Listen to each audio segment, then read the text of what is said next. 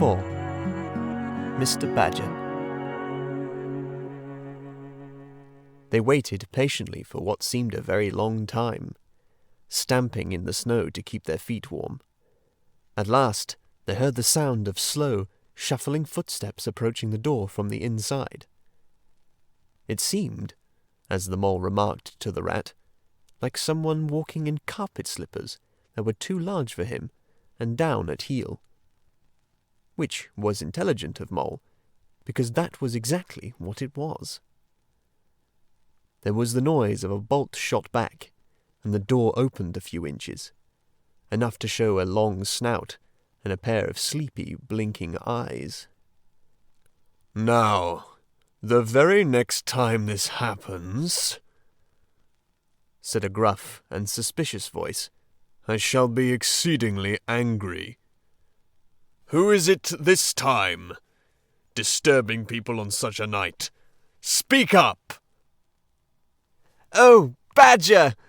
cried the rat. "Let us in, please! It's me, Rat, and my friend Mole, and we've lost our way in the snow." "What? Ratty? My dear little man!" exclaimed the Badger, in quite a different voice. "Come along in, both of you, at once. Why, you must be perished. Well, I never! Lost in the snow, and in the wildwood, too, and at this time of night. But come in with you." The two animals tumbled over each other in their eagerness to get inside, and heard the door shut behind them with great joy and relief. The Badger, who wore a long dressing gown, and whose slippers were indeed very down at heel, carried a flat candlestick in his paw, and had probably been on his way to bed when their summons sounded. He looked kindly down on them, and patted both their heads. "This is not the sort of night for small animals to be out," he said paternally. "I'm afraid you've been up to some of your pranks again, Ratty. But come along, come into the kitchen. There's a first-rate fire there, and supper and everything." He shuffled on in front of them, carrying the light, and they followed him, nudging each other in an anticipating sort of way. Down a long, gloomy, and, to tell the truth, decidedly shabby passage, into a sort of central hall, out of which they could dimly see other long tunnel-like passages branching, passages mysterious and without apparent end. But there were doors in the hall as well, stout, oaken, comfortable-looking doors. One of these the Badger flung open, and at once they found themselves in all the glow and warmth of a fire-lit kitchen. The floor was well-worn red brick, and on the wide hearth burnt a fire of logs, between two attractive chimney corners tucked away in the wall, well out of any suspicion of draught. A couple of high-backed settles, facing each other on either side of the fire, gave further sitting accommodations for the sociably disposed. In the middle of the room stood a long table of plain boards placed on trestles, with benches down on each side. At one end of it, where an armchair stood pushed back, were spread the remains of the Badger's plain but ample supper. Rows of spotless plates winked from the shelves of the dresser at the far end of the room, and from the rafters overhead hung hams, bundles of dried herbs, nets of onions, and baskets of eggs. It seemed a place where heroes could fitly feast after victory, where weary harvesters could line up in scores along the table and keep their harvest home with mirth and song, or where 2 or 3 friends of simple tastes could sit about as they pleased and eat and smoke and talk in comfort and contentment. The ruddy brick floor smiled up at the smoky ceiling. The oaken settles, shiny with long wear, exchanged cheerful glances with each other. Plates on the dressers grinned at pots on the shelves, and the merry firelight flickered and played over everything without distinction. The kindly Badger thrust them down on a settle to toast themselves at the fire, and bade them remove their wet coats and boots. Then he fetched them dressing gowns and slippers, and himself bathed the mole's shin with warm water, and mended the cut with sticking plaster till the whole thing was just as good as new, if not better. In the embracing light and warmth, warm and dry at last, with weary legs propped up in front of them, and a suggestive clink of plates being arranged on the table behind, it seemed to the storm-driven animals, now in safe anchorage, that the cold and trackless wildwood just left outside was miles and miles away, and all that they had suffered in it a half-forgotten dream. When at last they were thoroughly toasted, the badger summoned them to the table, where he had been busy laying a repast. They had felt pretty hungry before, but when they actually saw at last the supper that was spread for them, really it seemed only a question of what they should attack first, where all was so attractive, and whether the other things would obligingly wait for them till they had time to give them attention. Conversation was impossible for a long time, and when it was slowly resumed, it was that regrettable sort of conversation that results from talking with your mouth full.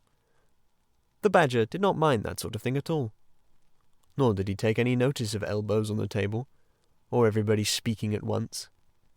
As he did not go into society himself, he had gotten an idea that these things belonged to the things that didn't really matter.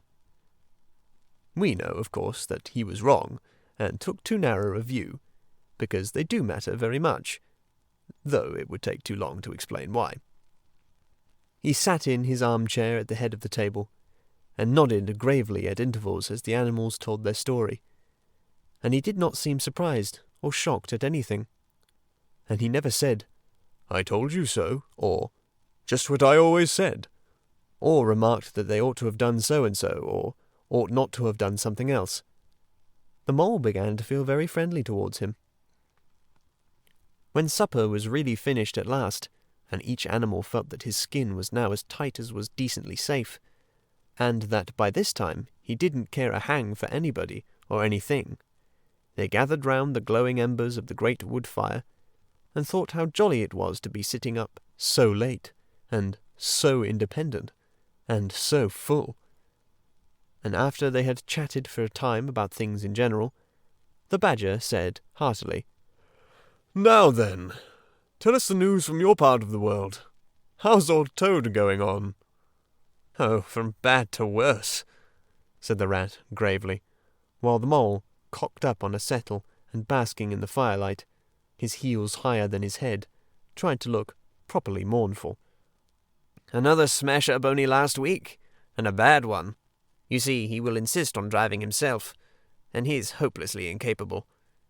If only he'd employ a decent, steady, well-trained animal, pay him good wages, and leave everything on him, he'd get on all right. But no, he's convinced he's a heaven-born driver, and nobody can teach him anything, and all the rest follows." "How many has he had?" inquired the badger gloomily.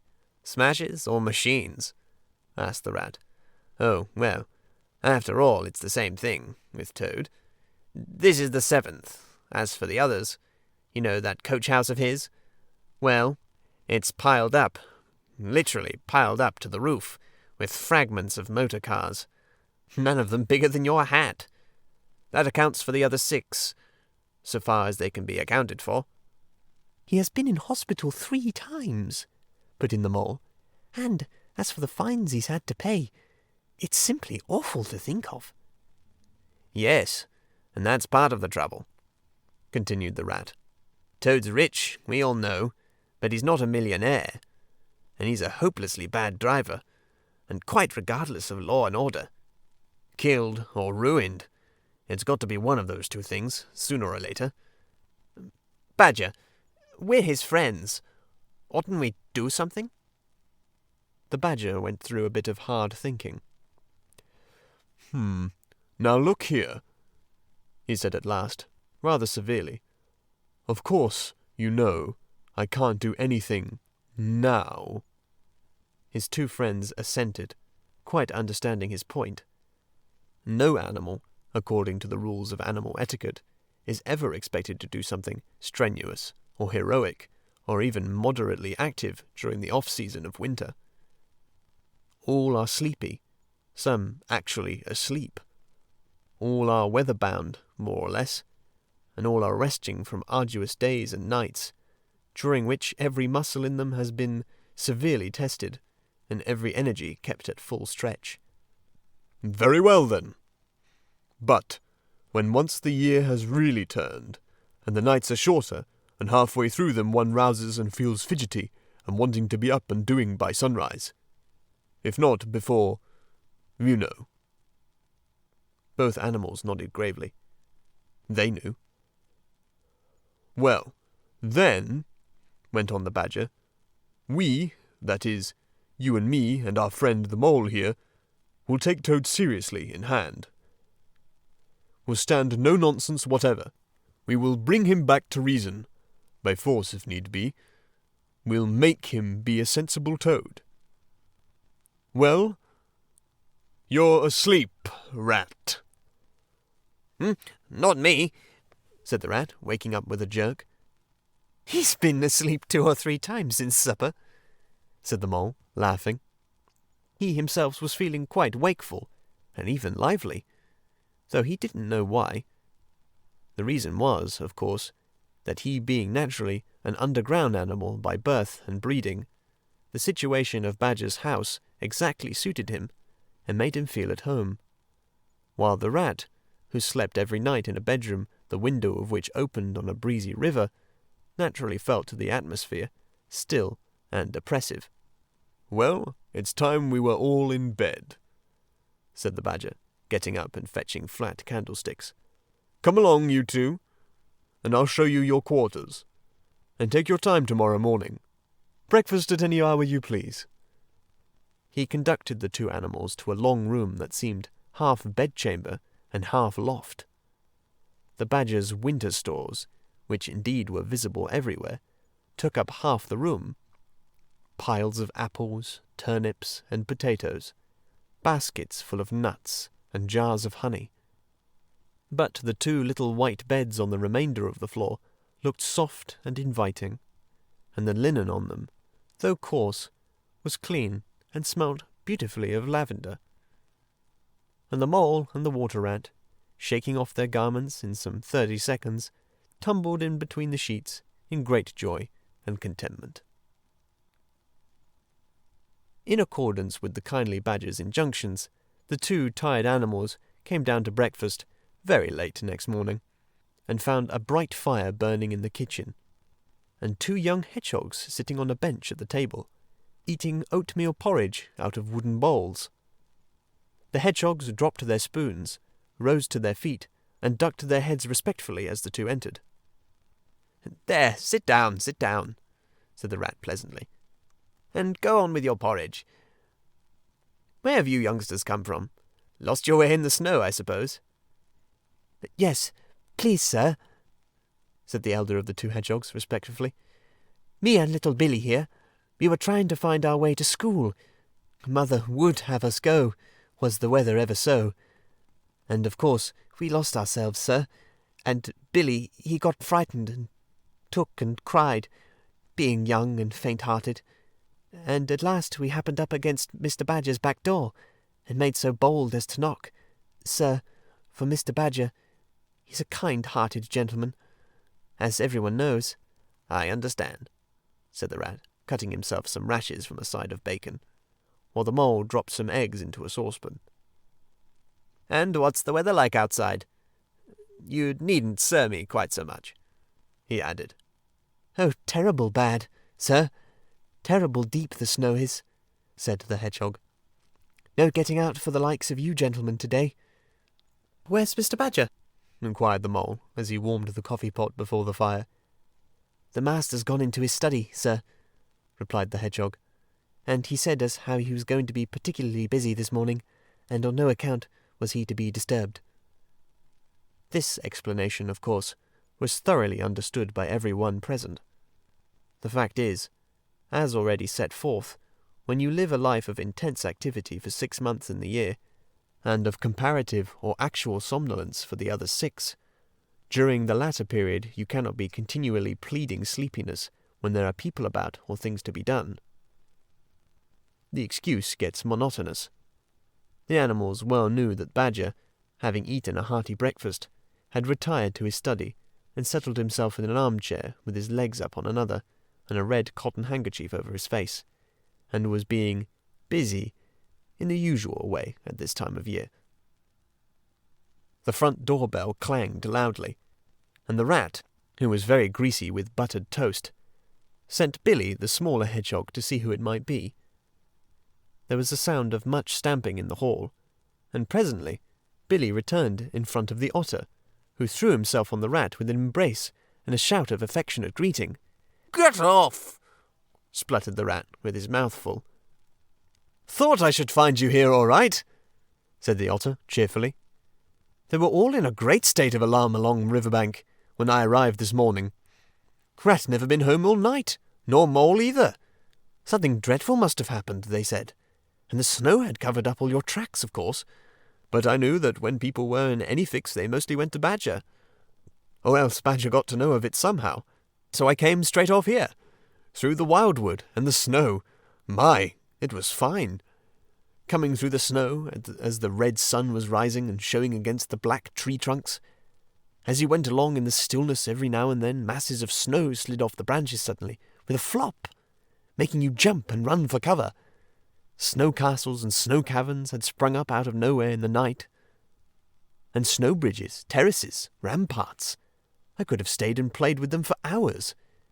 Here and there great branches had been torn away by the sheer weight of the snow, and robins perched and hopped on them in their perky, conceited way, just as if they had done it themselves.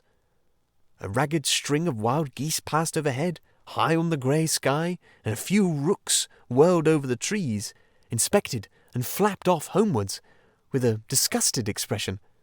But I met no sensible being to ask the news of. About halfway across I came on a rabbit sitting on a stump, cleaning his silly face with his paws. He was a pretty scared animal when I crept up behind him and placed a heavy forepaw on his shoulder. I had to cuff his head once or twice to get any sense out of him at all. I managed to extract from him that Mole had been seen in the wildwood last night by one of them. It was the talk of the burrows, he said. How Mole, Mr. Rat's particular friend, was in a bad fix. How he had lost his way, and they were up and out hunting, and were chivying him round and round. Then why didn't any of you do something? I asked. You mayn't be blessed with brains, but there are hundreds and hundreds of you, big stout fellows, as fat as butter, and your burrows running in all directions, and you could have taken him in and made him safe and comfortable, or tried to, at all events. What, us? He merely said. Do something? Us rabbits? So I cuffed him again and left him. There was nothing else to be done, at any rate. I had learnt something, and if I had had the luck to meet any of them, I'd have learnt something more. Or they would. Weren't you at all, nervous? Asked the Mole, some of yesterday's terror coming back to him at the mention of the wildwood. Nervous? The otter showed a gleaming set of strong white teeth as he laughed. I'd give 'em nerves if any of them tried anything on me. Here, Mole, fry me some slices of ham, like the good little chap you are. I'm frightfully hungry, and I've got an amount to say to Ratty here. Haven't seen him for an age. So the good-natured Mole, having cut some slices of ham, set the hedgehogs to fry it, and returned to his own breakfast. While the otter and the rat, their heads together, eagerly talked river shop, which is long shop and talk that is endless, running on like the babbling river itself. A plate of fried ham had just been cleared and set back for more, when Badger entered, yawning and rubbing his eyes, and greeting them all in his quiet, simple way, with kind enquiries for everyone. It must be getting on for luncheon time, he remarked to the otter. Better stop and have it with us. You must be hungry this cold morning. Rather, replied the otter, winking at the Mole. The sight of these greedy young hedgehogs stuffing themselves with fried ham makes me feel positively famished. The hedgehogs, who were just beginning to feel hungry again after their porridge, and after working so hard at frying, looked timidly up at Mr. Badger, but were too shy to say anything. "Here, you two youngsters be off home to your mother," said the Badger kindly. "I'll send someone with you to show you the way. You won't want any dinner today, I'll be bound." He gave them 6pence apiece and a pat on the head, and they went off with much respectful swinging of caps and touching of forelocks. Presently they all sat down to luncheon together. The Mole found himself placed next to Mr. Badger, and, as the other two were still deep in river gossip, from which nothing could divert them, he took the opportunity to tell Badger how comfortable and homelike it all felt to him. "Once well underground," he said, "you know exactly where you are. Nothing can happen to you, and nothing can get at you. You're entirely your own master, and you don't have to consult anybody or mind what they say. Things go on all the same overhead, and you let 'em, and don't bother about 'em. When you want to, up you go, and there the things are, waiting for you." The Badger simply beamed on him. "That's exactly what I say," he replied. "There's no security or peace and tranquility except underground. And then, if your ideas get larger and you want to expand, why, a dig and a scrape, and there you are. If you feel your house is a bit too big, you stop up a hole or two, and there you are again. No builders, no tradesmen, no remarks passed on you by fellows looking over your wall, and, above all, no weather. Look at Rat now. A couple of feet of flood water and he's got to move into hired lodgings. Uncomfortable, inconventionally situated, and horribly expensive. Take Toad. I say nothing against Toad Hall, quite the best house in these parts. As a house. But supposing a fire breaks out, where's Toad? Supposing tiles are blown off, or walls sink or crack, or windows get broken, where's Toad? Suppose the rooms are draughty. I hate a draught myself. Where's Toad? No, up and out of doors is good enough to roam about and get one's living in, but underground to come back to at last. That's my idea of home." The Mole assented heartily, and the Badger, in consequence, got very friendly with him. "When lunch is over," he said, "I'll take you all around this little place of mine. I can see you'll appreciate it. You understand what domestic architecture ought to be, you do." After luncheon, accordingly, when the other two had settled themselves into the chimney corner and had started a heated argument on the subject of eels, the Badger lighted a lantern and bade the Mole follow him.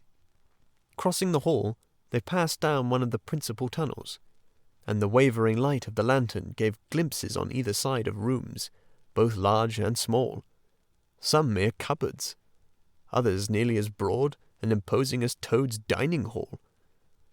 A narrow passage at right angles led them into another corridor, and here the same thing was repeated. The Mole was staggered at the size, the extent, the ramifications of it all, at the length of the dim passages, the solid vaultings of the crammed stored chambers, the masonry everywhere, the pillars, the arches, the pavements. "How on earth, Badger," he said at last, "did you ever find time and strength to do all of this? It's astonishing." "It would be astonishing indeed," said the Badger simply, "if I had done it. But as a matter of fact, I did none of it.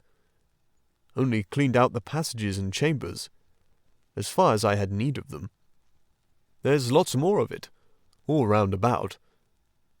I see you don't understand, and I must explain it to you.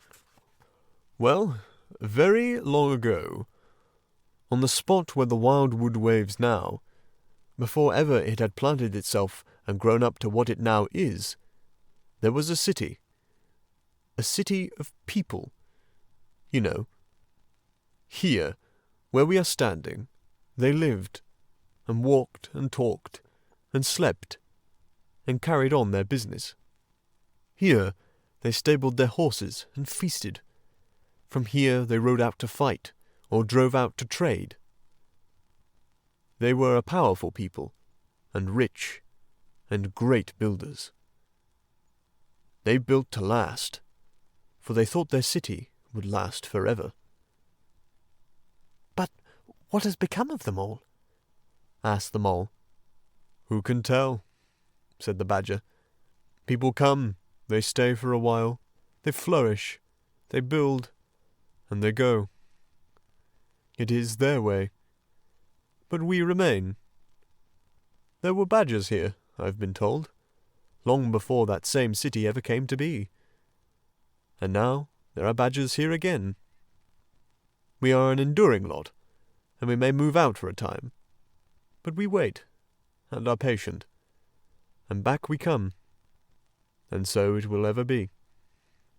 "Well, and when they went at last, those people?" said the Mole. "When they went," continued the Badger, "the strong winds and the persistent rains took the matter in hand. Patiently, ceaselessly, year after year. Perhaps we badgers too, in our small way, helped a little. Who knows? It was all down, down, down. Gradually, ruin, and levelling and disappearance. Then it was all up, up, up.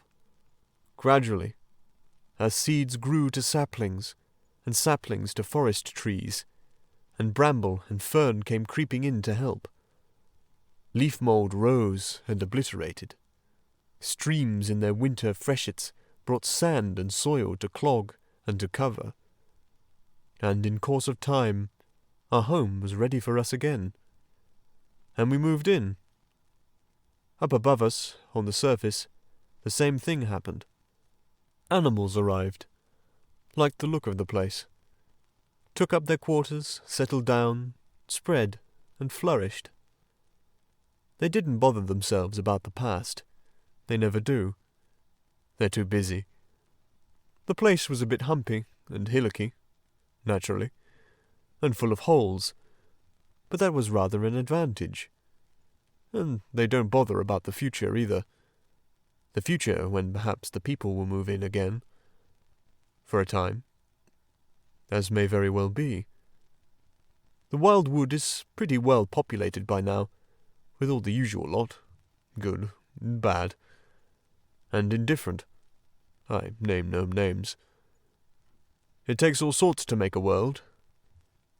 But I fancy you know something about them yourself by this time.